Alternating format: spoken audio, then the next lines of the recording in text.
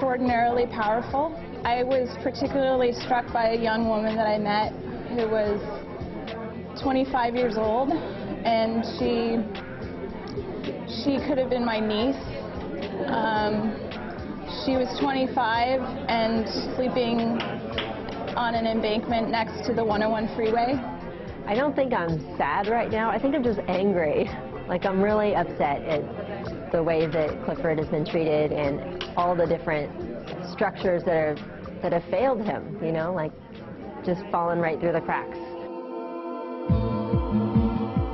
100,000 Homes campaign is a grassroots movement to bring together communities across the country to find housing for the very most vulnerable homeless people in their streets and shelters over the next 3 years. The Vulnerability Index is a survey that's administered to people who are sleeping outside or in the shelters. It takes about 10 minutes, and it finds out how long they've been out there, what health conditions they have that are associated in the research with a high mortality risk. We get their name, date of birth, social security number, and their picture.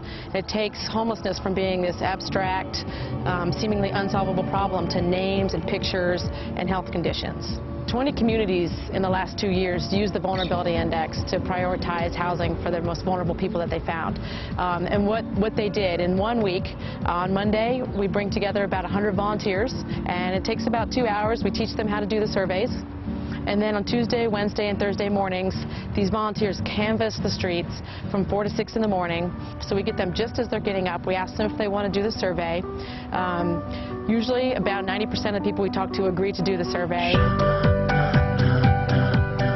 When you take what seem like a whole bunch of people on the streets and you go out and you get their names and their pictures and their health conditions, and you break it down to these smaller chunks of veterans, seniors, frequent users of the hospitals, especially medically fragile youth, it actually is a much more solvable problem in that way. And then communities have taken that information and advocated for the system's change so they can get people housed as quickly as possible.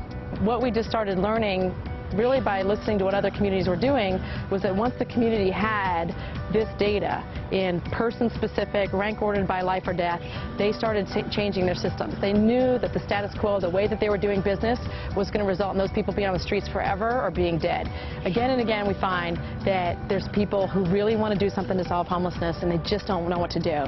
And your local campaign team is an opportunity to bring all those people to the table and give them something productive to do that literally results in knowing who your most vulnerable neighbors are and helping them get into housing and keep that housing. This is a team effort. There's no way we can house the 100,000 most vulnerable people in this country without everybody being part of this team. We want to share the tools with you. We want to connect you with other people that are doing the same thing. All you need to do is go to our website, www.100khomes.org, connect, join, and be part of this movement. It's going to be pretty exciting. I think we're going to fundamentally alter forever the way that this country responds to street homelessness.